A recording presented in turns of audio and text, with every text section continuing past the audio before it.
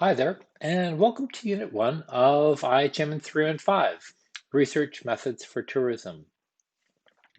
In this unit, we're really just trying to give you kind of an overview of what's going on in the course, some of the expectations, and to just hopefully set you up for a good term with us. As well, you'll see with a lot of the slides, I like the Dilbert cartoons, so I try to choose an appropriate Dilbert cartoon, and this one I thought was definitely worthwhile um, for this particular unit.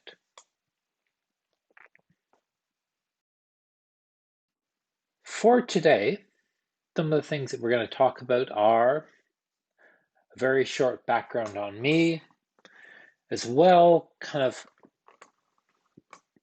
encouraging all of you to make sure that you let us know a little bit about you. A short intro to the course, what to expect, some of the content, brief about the news, and then talk about real-world research, what it's all about, some of the design, some of the important things about conducting market research and marketing research, and finally ending with some of the discussion questions. So, and hopefully all of you, either before seeing this video or shortly after seeing this video, you'll go through the textbook and have read chapter 1.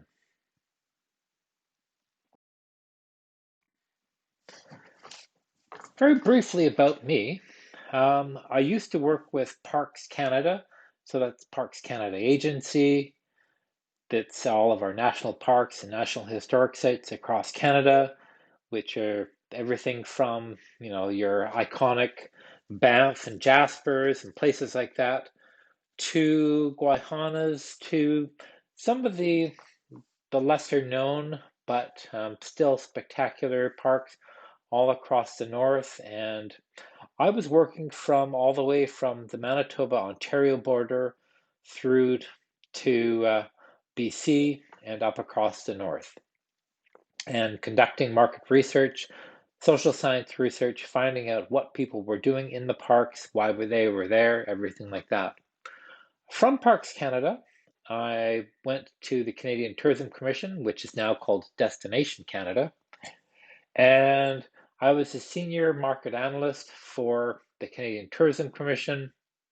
I helped develop something called the Explorer Quotient, which some of you may come across, part of Destination Canada. As well, I was in charge of finding out why people were coming to Canada in general, what they knew about Canada, did a lot of evaluations of marketing programs and things like that, and just got to better understand why people come to Canada for their holidays, or why they don't. After that, I have taught from places like University of Calgary, La Trobe University in Melbourne, Australia, Griffith University on the Gold Coast, just south of Brisbane in Australia as well. And then since about 2012, I've been teaching here at Royal Roads full-time, initially as the program head for the BA in Global Tourism Management program, so the program you're now in. And since about January, I moved into the school director position. So, and now Brian White, the other instructor for this course, is the program head for the BA in Global Tourism Management program.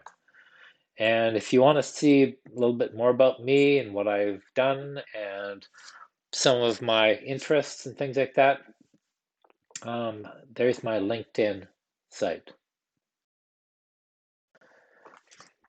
For yourselves, it'd be great to know a little bit about you. So make sure that you've filled out all of those profiles on the Moodle shell.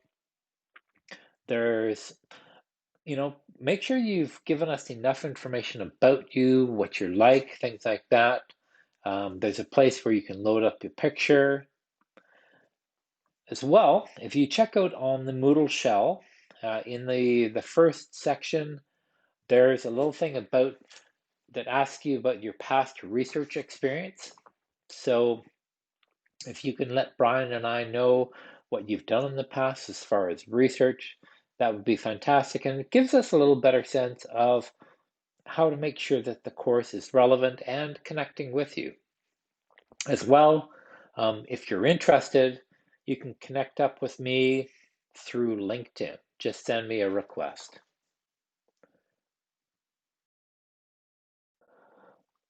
Now, this course, the textbook that you've been informed of a couple of times now, is very important. We do go through all of the chapters in the textbook, more or less chapter by chapter, although there's a slight change when it comes to the qualitative and quantitative. But essentially, we will be going through this text, so it is important. You don't have to purchase it, though. You can just rent it. You can purchase an e-copy, or you can get a hard copy. But it's definitely going to be worth your while, and it will help you through this course. One of the things that's really important is that we want you to make sure that you are critically thinking and critically analyzing things throughout this course and throughout the Global Tourism Management Program. So, as a part of that, make sure that you're forming your own opinions. Be sure that you understand why you're taking a certain point of view, certain perspective. Learn from others and learn from some of the missteps or the mistakes that may occur as well when you look through different research so that you don't have to make those same mistakes.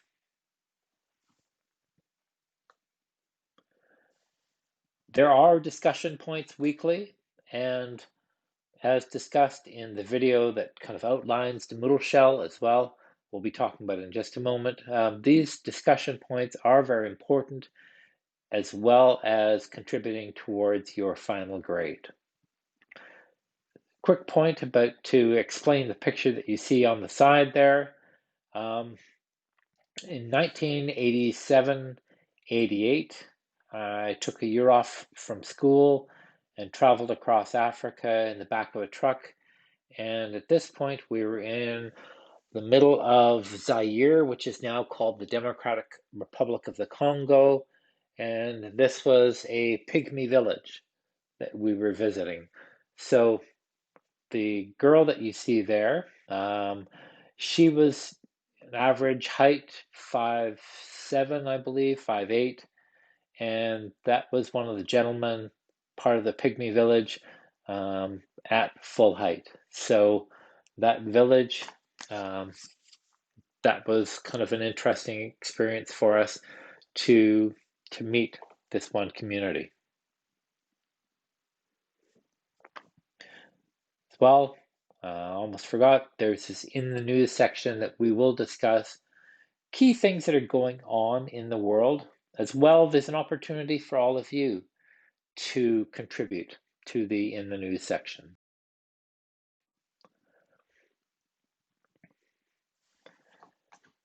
With several of the units, you will notice that there may be some suggested readings.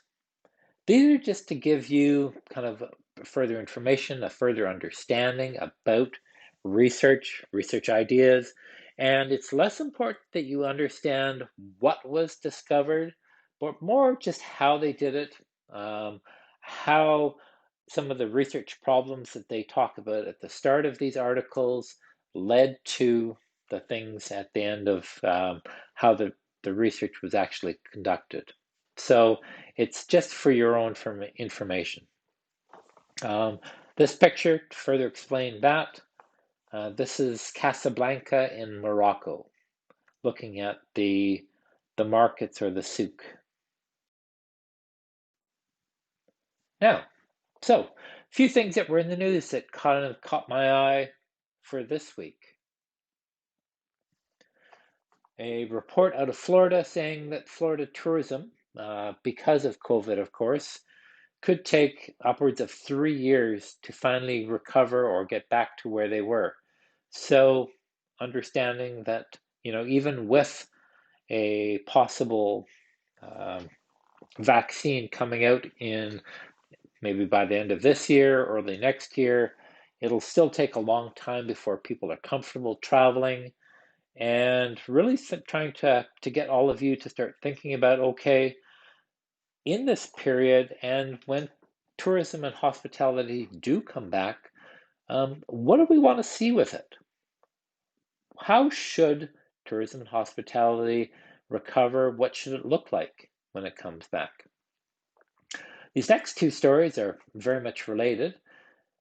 Report that tech workers are fleeing many of the bigger cities, especially the more expensive cities like Toronto and San Francisco and things like that, places like that, to work remotely because they can, because of COVID.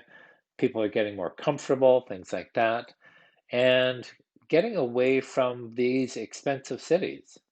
And to kind of take advantage of that, Barbados and Bermuda and several other locations around the world have decided to offer these remote worker visas where you can stay upwards of a year in several destinations. And this visa covers you while you essentially work remotely from various companies in these different countries. So, an opportunity for several of you, maybe, if you do get into that position of working remotely.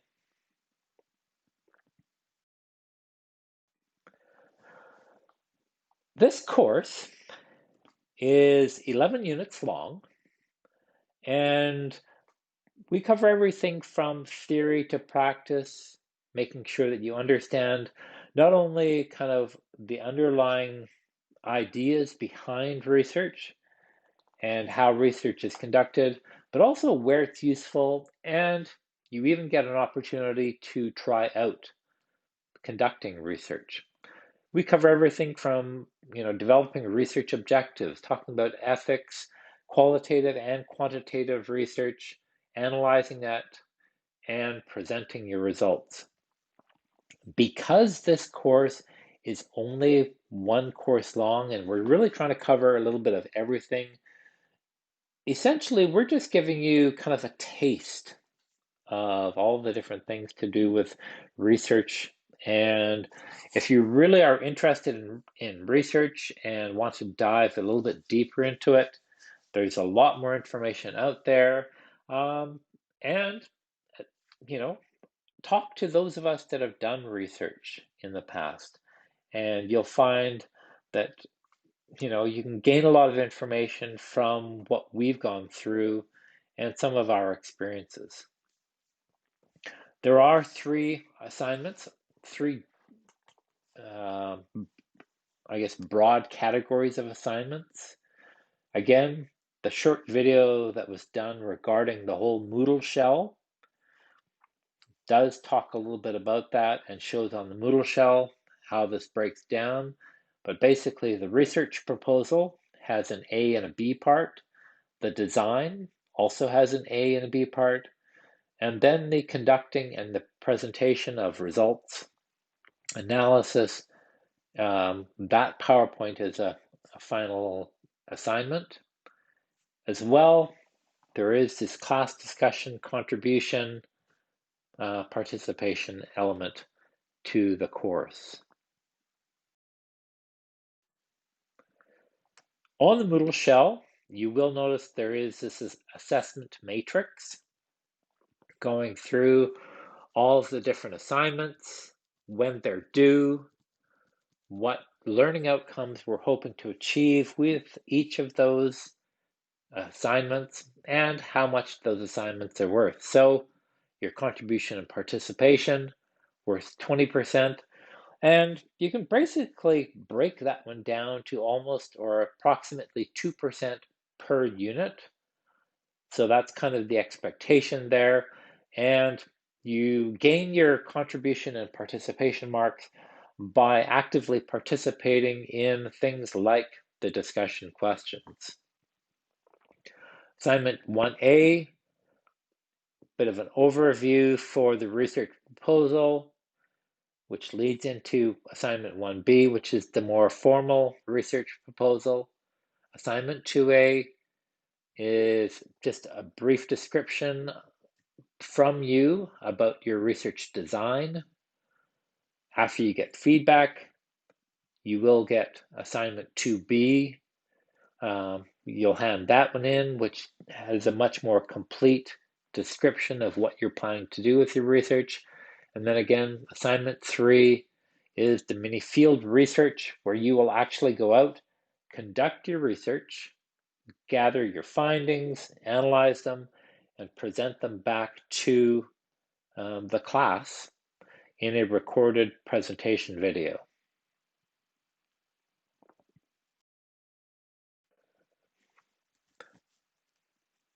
By the way, with all of those assessment points, you will have the opportunity to ask questions, to get more information, and there is more information on the website about all of those points.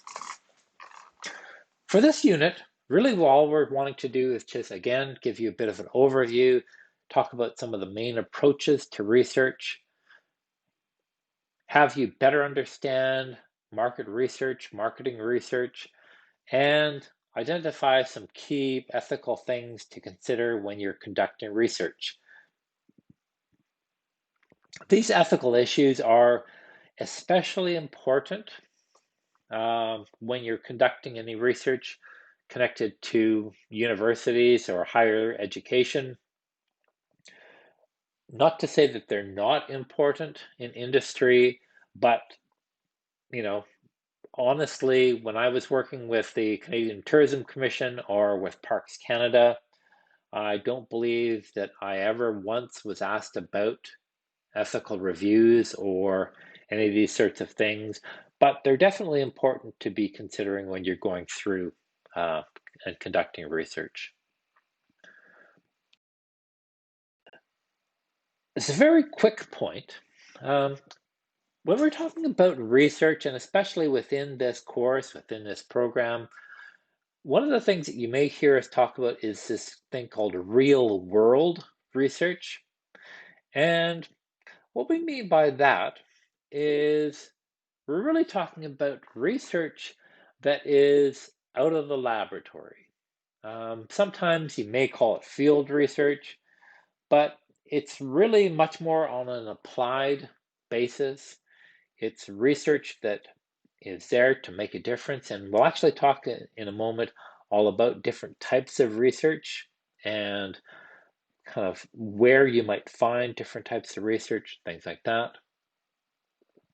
And real world research tends to be much more actionable and usable sort of research. So this picture, by the way, that's in the outback of Australia, right near Ayers Rock or Uluru, now called Uluru.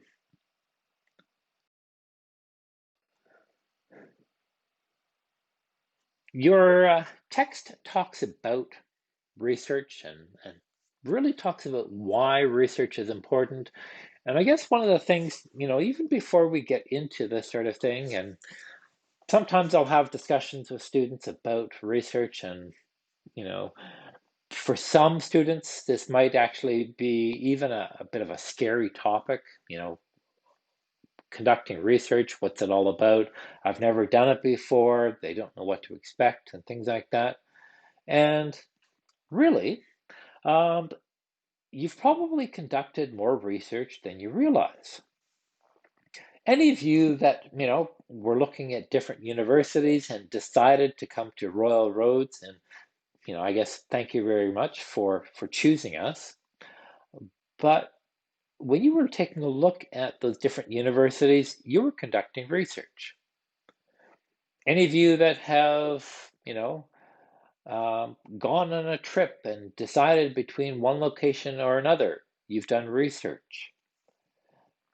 Buying clothing, buying, technology, all sorts of different things. So often in our lives, all of us conduct research. And so all we're really talking about in this course is trying to make it a little more formal, a little more specific, a little more scientific, and really talking about the different techniques to make sure that you're getting the best information and the most reliable information that you possibly can. So when we're talking about why is research important, research really provides a lot of value to any operation, anything that's being done, really helping out your area of expertise, whatever you happen to be doing. So, wherever you happen to go beyond this program, whatever areas, whether it be anything from, working in hotels, tour guiding, transportation, we've even had students branch out and go into things like real estate or banking, things like that. In all of those different fields, you will find that research just helps you operate better and make better decisions. Research helps you answer questions, helps you make decisions about your business, telling you which direction to go, essentially giving you the ideas on what's important, what's not, different ways of marketing, things like that. Helps you better understand who your market is, what's important to them, what their goals and aspirations are, and how you can best connect your products and services to their needs. And market research can also, or research can also let you know when there's opportunities there, things that you may not understand, and things that can help you, um, you know, create new products and services, new ideas, and go in directions that you might not have considered in the past. As just a very quick example of that, when I was working with the Canadian Tourism Commission or Destination Canada, we had worked on that Explorer quotient, and by understanding a little bit more about, for example, um, why people were going to some of the bigger cities and what they were looking for in the cities, we realized how some of our images that we were using actually were not connecting with the public. We were showing these beautiful vistas of, these natural areas, and whether it be mountains or the ocean and that sort of thing. But we found out that in these images, we were not showing what people were doing at those places. And we realized that if we wanted people to come, to explore, to better understand what they could do when they get to Canada, we had to start including images of people in those environments.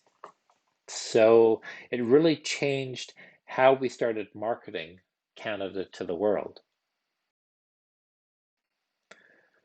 In your text, you'll see them use the acronym THE. THE, or they're just referring to tourism, hospitality, and events management. So whenever you see in my slides or in the text THE capitalized like that, that's what they're talking about.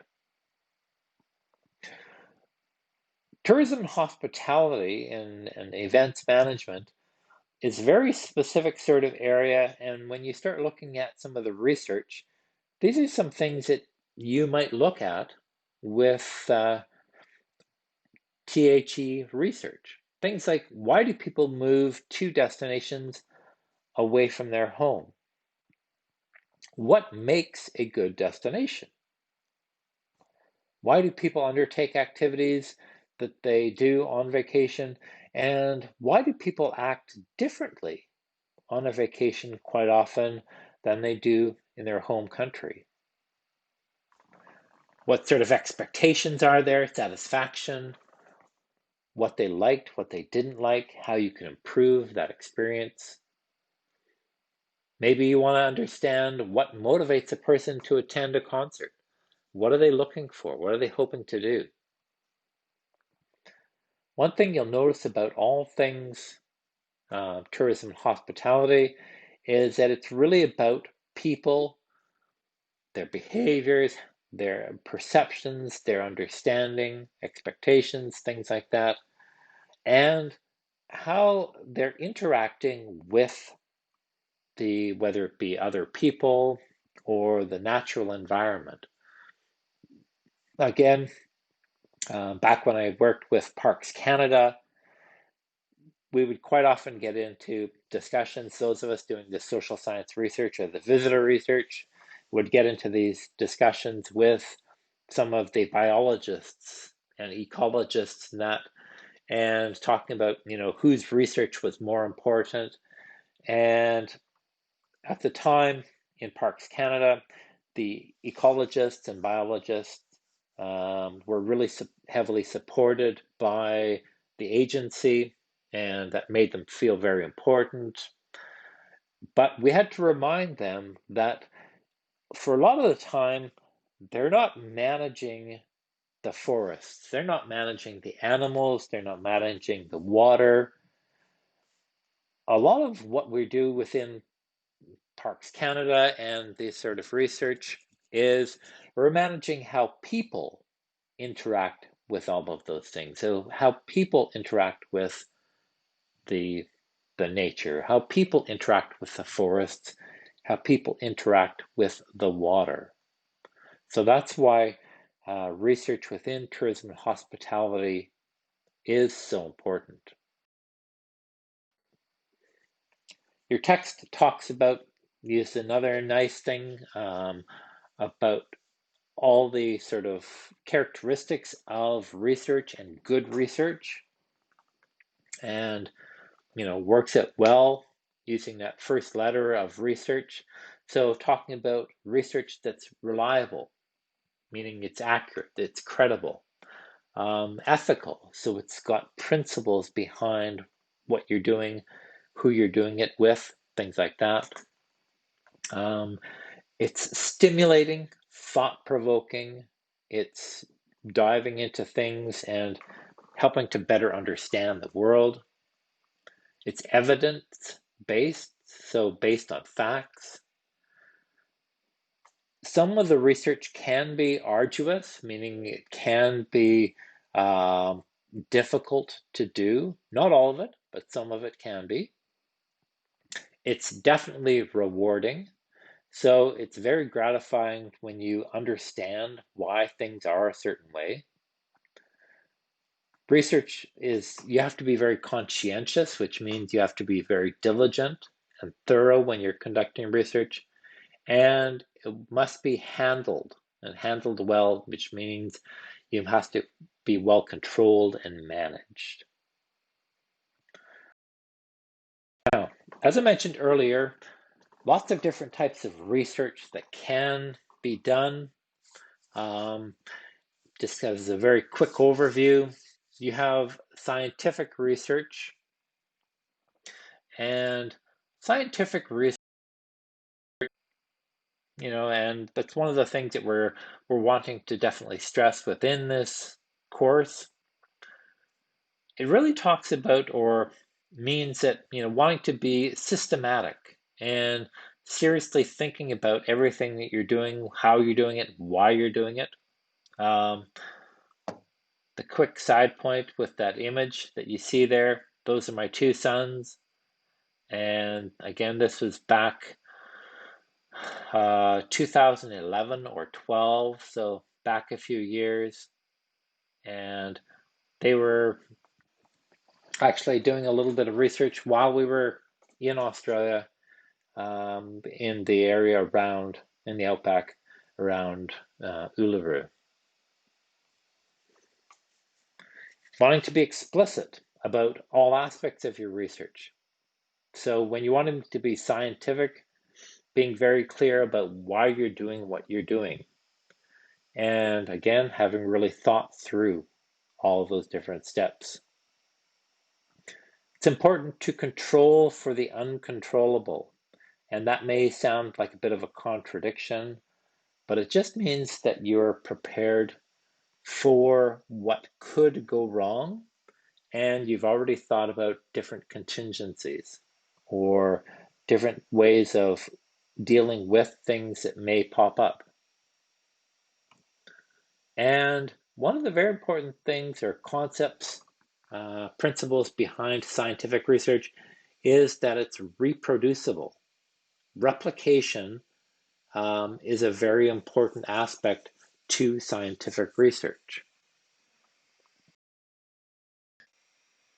When we're talking about replication, it's really about when you conduct research a certain way and you follow these certain steps, like a recipe, um, that if somebody else follows those same steps and does exactly the same things you do, they will end up with the exact same results that you do. So that's very important, a very important concept behind conducting research.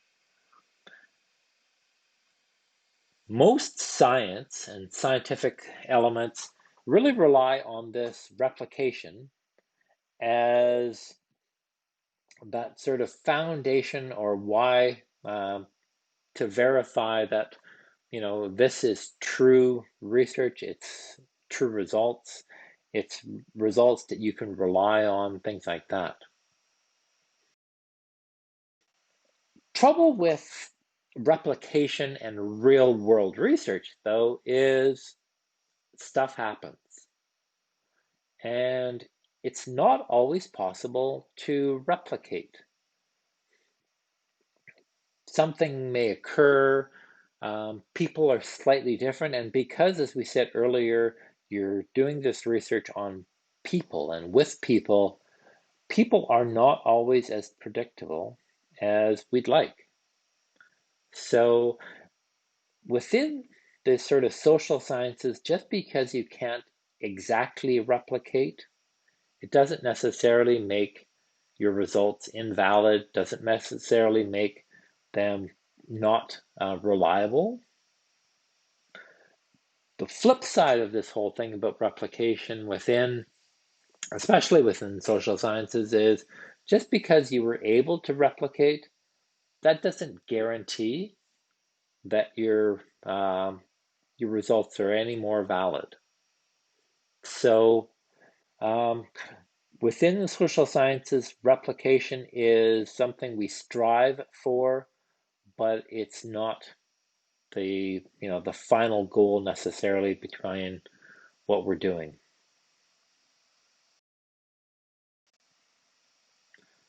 A couple of the other different types of research that your text talks about, social science research, and really social science research dealing with people, society, things like that.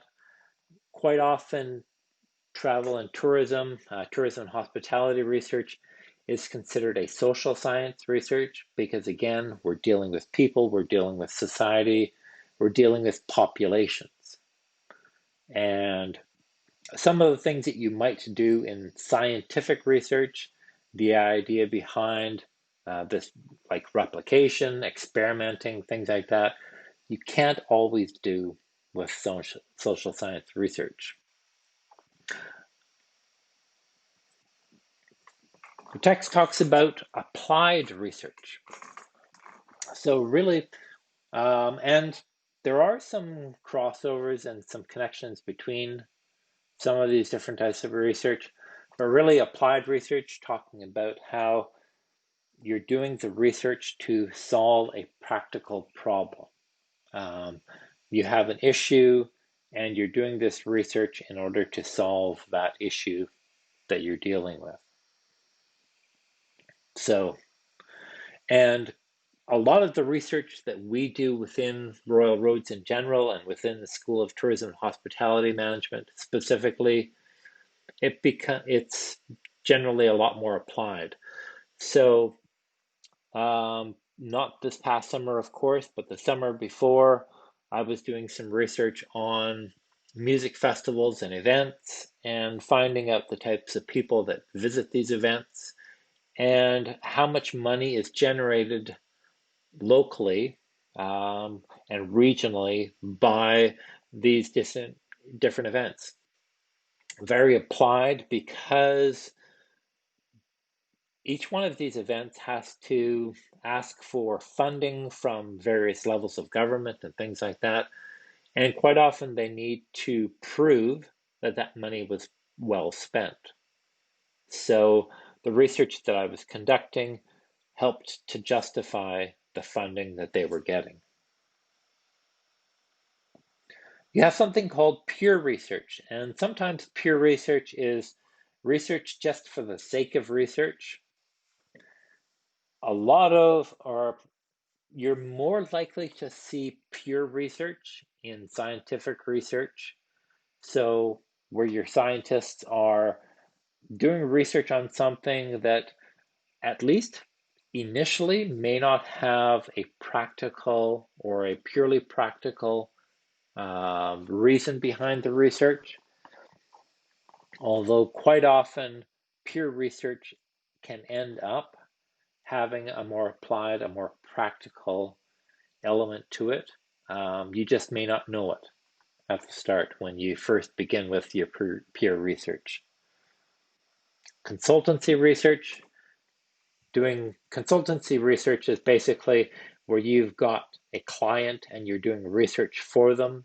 Um, in this course, we'll actually talk a bit about consulting and consultancy research and these things called RFPs or requests for proposals and opportunities where an organization needs some research done and you can apply and you tell them how you want to do the research, how much you're willing to do that research for, and you may get funding to conduct that research. And finally, wanting to end off this section, something called action research. And in particular, participatory action research, or PAR, which is a very specific type of action research.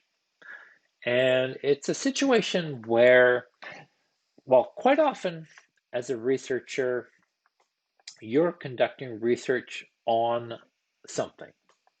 Or on people or something like that.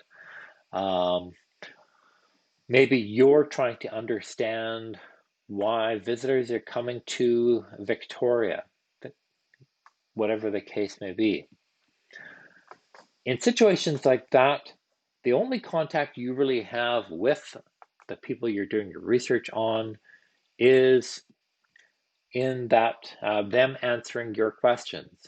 Or maybe you not even asking them questions, you're just observing them. But it's not really a two-way communication or a two-way relationship. With PAR, however, your subjects actually participate in the development and the collection of the information. So you might do a situation like this in order to increase their belief and their conviction behind the research. You want them to believe in that research a lot more, and you may even need them to carry out the conclusions for that research after the fact. So it's a very research, and you can see how this diagram kind of shows how the research and participation within society and being active, it all comes together in this thing called PAR, or participatory action research. An action research cycle, again, is not your simple, go out, um, develop your research objectives, go out, gather the data, analyze, you're done. Quite often, action research has these loops back and reconsidering and reflecting, and you plan again, so it's, you know, a much more um, organic sort of process.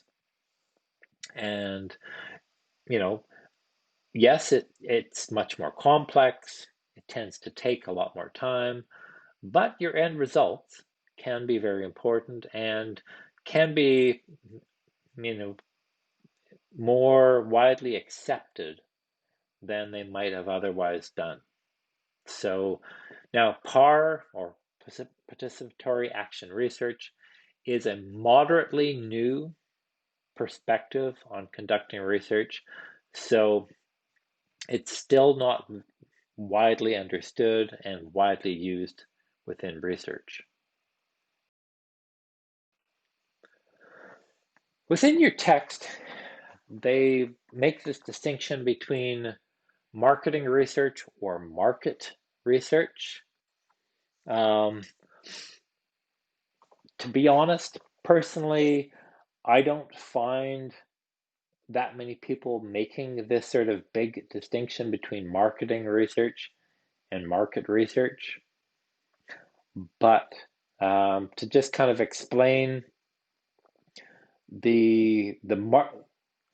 according to your text, when they're talking about marketing research, it's really taking a look at all of those key things within marketing, so product, place, price, promotion, and the development of new products, or um, those elements of it. Whereas market research may be a bit, well, they say narrow perspective, but really it's a broader view over things.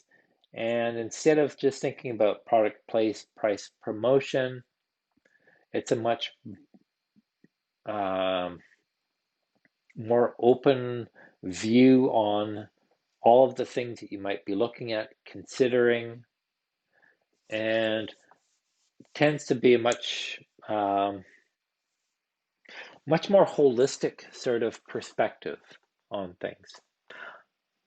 But again, coming back to my original point, you're probably not going to run into this distinction very often, if at all. So I wouldn't get too hung up on this point of view.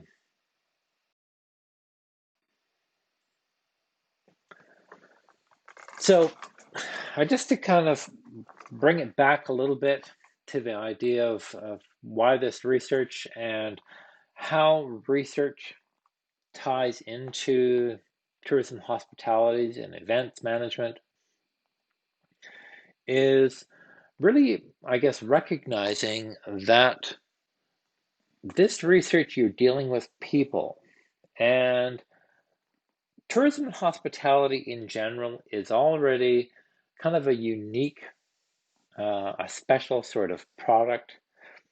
If you think about things like, a hotel bed or an airline seat, once that plane takes off, that seat cannot be sold again.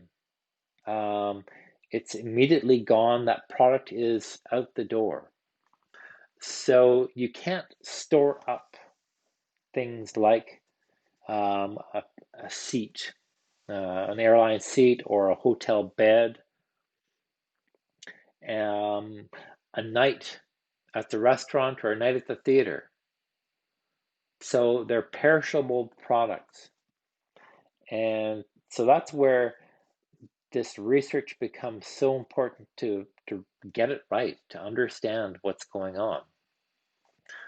Another very important point about tourism hospitality industry in general is that It's actually an export industry, even though you're bringing the consumer to the product or service and not vice versa. So it's a very unique in that respect. A lot of other products and services, you send it out to the consumer, and that's what makes it an export industry. But in this case, you're inside kind of exporting that experience, which brings up the point of the fact that tourism and hospitality, and one of the things that you're going to hear over and over again in the program probably is this idea of experiences and the experience economy, and really understanding the fact that you're not selling a hotel bed. You're not selling, or you shouldn't be. You shouldn't be selling a night at the opera or that airline seat, the destination as a place. What you're really trying to do, what you're trying to sell, promote, get across to those consumers is the experience. And it's really all about um, the feelings that that person will get, the memories that are created as a part of that tourism and hospitality. So, very important sort of distinction there between tourism and hospitality and many other industries, many other things. Um, Kind of a very key one that's on this slide to point out, especially at the moment, is particularly vulnerable to outside forces. Well, you know, COVID is a prime example of that, and the tourism and hospitality industry, how it was impacted so drastically by COVID-19. However, it also, tourism and hospitality kind of has fingers and influences in all sorts of other industries as well.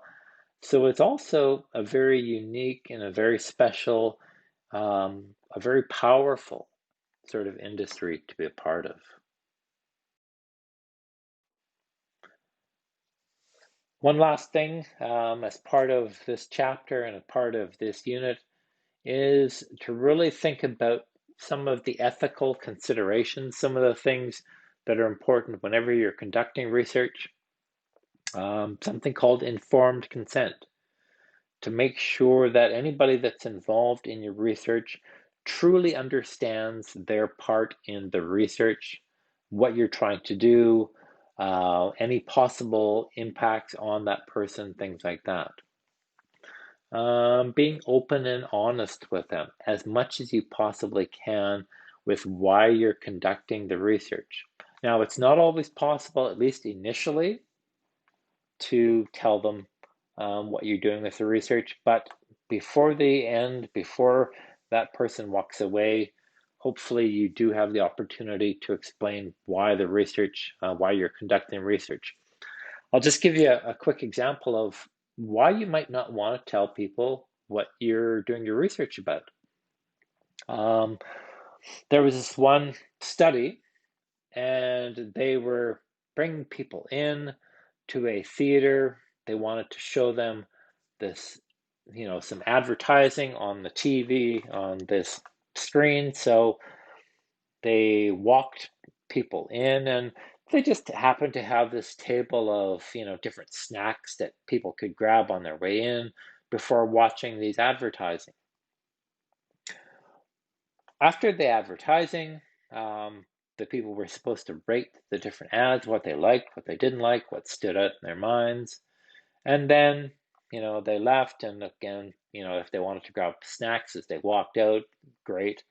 Uh, and then they left. Well, all of those people were told that the purpose of the research was for them to analyze the advertising. In reality, the point of the research was to see which snacks that those people would grab. And if they had been honest and told the people that was the purpose of the research, then these people would not have randomly chosen and decided on their own which snacks they would not take. But because they kind of hid that and they weren't completely honest about why they were conducting the research in the first place, um, they got some really interesting information about which snacks the people chose first, which ones they eventually chose because they were still there, and which snacks nobody chose. So that's a case where there wasn't any harm done by not giving them the full honesty about the research. Research, everybody has to have this right to withdraw. So at any point, a person can leave your research, no harm, no foul, no questions asked. If they don't want to be a part of the research, that's fine.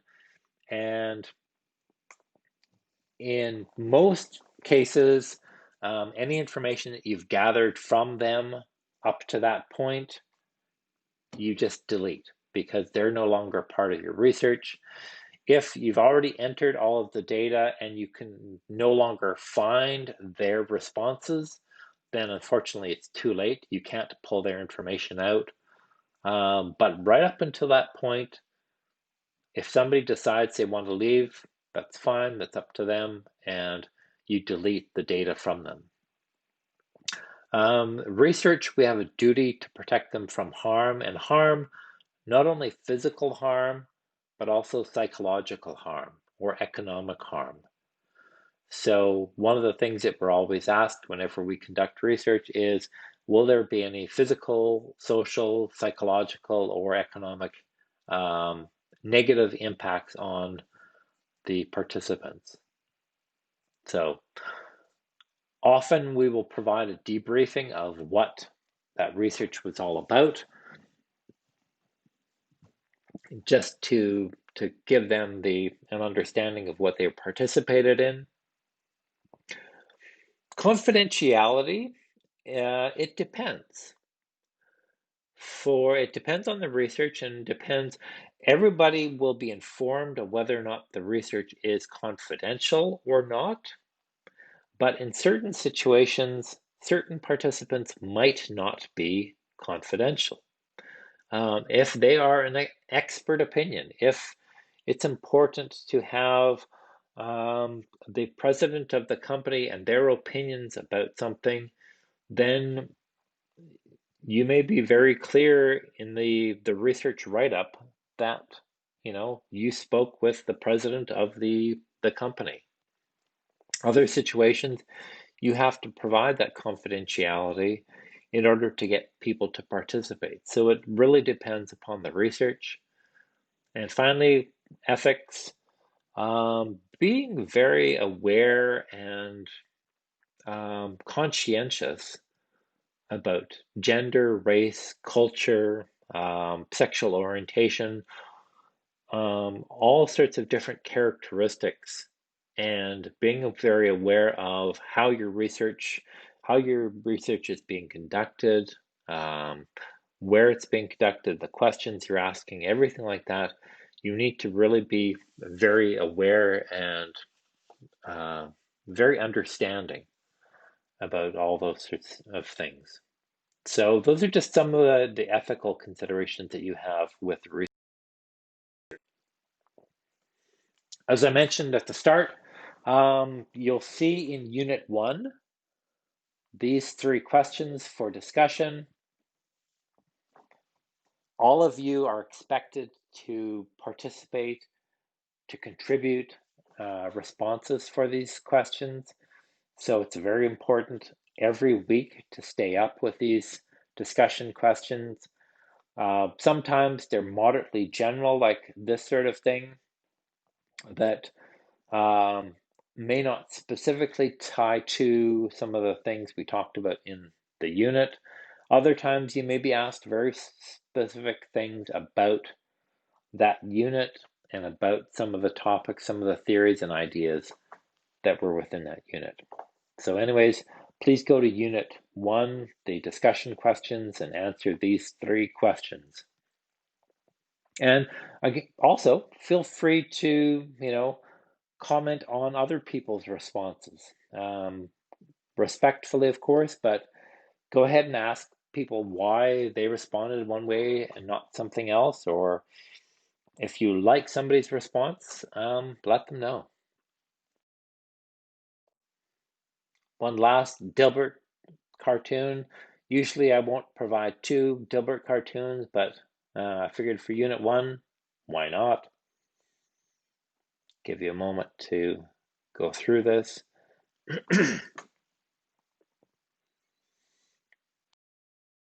And that's it for Unit 1. So I hope you find this PowerPoint useful. There will also be a PDF of just the slides.